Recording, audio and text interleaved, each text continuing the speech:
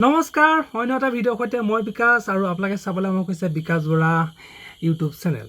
চাওক, আপোনাক যদি এটা মই প্ৰশ্ন সোধোঁ যে শিক্ষক মানে কি, আপুনি মোক এটা কথা ক'ব যে শিক্ষক মানে হ'ল সমাজৰ এজন গুণী জ্ঞানী মানুহ। তেওঁ আচলতে সমাজক কোন দিশে আগুৱাই নিব লাগে সেই কথা আমাক আচলতে উপদেশ দিয়ে। কিন্তু মই আজি আপোনালোকক এনেকুৱা এজন শিক্ষকৰ বিষয়ে ক'ম যিজন শিক্ষকে আচলতে শিক্ষাক কলংকিত কৰাৰ উপৰিও শিক্ষক সমাজক বদনাম কৰিবলৈ চেষ্টা কৰি আহিছে। আচলতে কিছুমান এনেকুৱা মাথাত মাল নাইকিয়া শিক্ষক আছে যিয়ে নেকি বাৰে বাৰে শিক্ষা বৃত্তিটোক আচলতে অপমান কৰিবলৈ চেষ্টা কৰি আহিছে।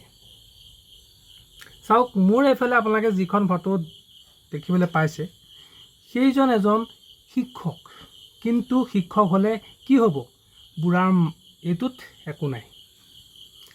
ছাত্ৰীক শিক্ষা দিব লাগে শ্ৰেণী কোঠাত, কিন্তু ছাত্ৰীজনীক টানি লৈ গৈছে পথাৰৰ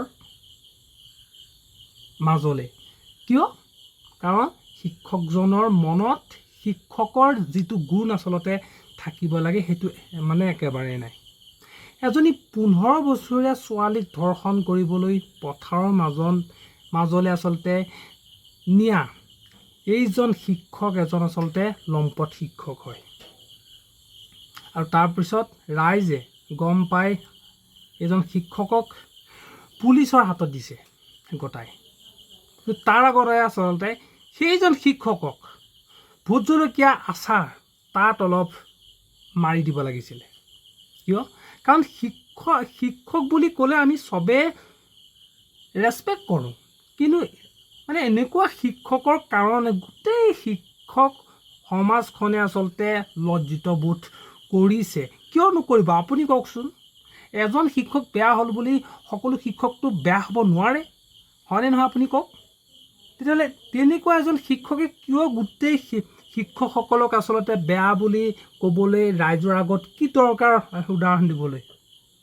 আপোনাৰ যদি ইমান আচলতে বেয়া মনোবৃত্তি আছে তেতিয়াহ'লে আপুনি শিক্ষকৰ পৰা পদত্যাগ কৰক, কিন্তু শিক্ষক সমাজক তেনেকৈ আপুনি বদনাম কৰিবলৈ চেষ্টা নকৰিব। কাৰণ আপুনি এগৰাকী ছাত্ৰীক শিক্ষা দিব লাগে শ্ৰেণী কোঠাত, কিন্তু আপুনি কি কাৰণত এগৰাকী ছাত্ৰীক আপুনি পথাৰৰ মাজলৈ টানি নিব লাগে? কিয়?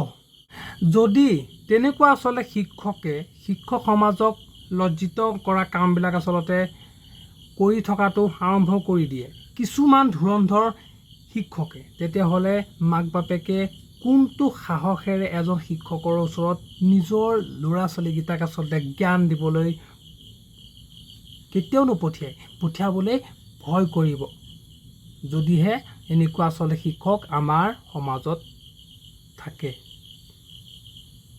সকলোৱে বেয়া কাম কৰিলে বুলি ক'লেও এজন শিক্ষকে যদি বেয়া কাম আচলতে কৰিছে বুলি কয় তেতিয়াহ'লে কোনো মানুহে বিশ্বাস নকৰে।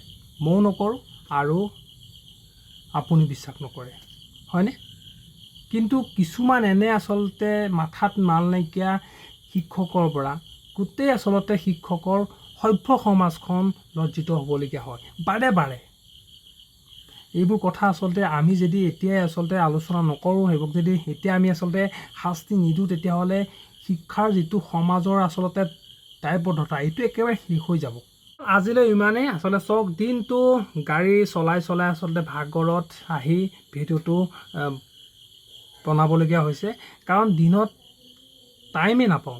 এতিয়াও চাওকচোন অটোখনৰ ভিতৰতে আচলতে ভিডিঅ' বনাই আছোঁ, চ' অকণমান মানে কষ্ট হয়। আৰু সেই কষ্টখিনিক যদি আপোনালোকে এটা লাইক কৰি দিয়ে নহয়, মনটো মানে বহুত ভাল লাগে। আৰু যদি কোনোবা আহিছে নতুনকৈ চেনেলত, তেতিয়াহ'লে চেনেলটো ছাবস্ক্ৰাইব কৰি দিবলৈ নাপাহৰিব। আৰু লগতে লিখিব যে আজিৰ ভিডিঅ'টো চাই আপোনালোকে কেনেকুৱা পালে।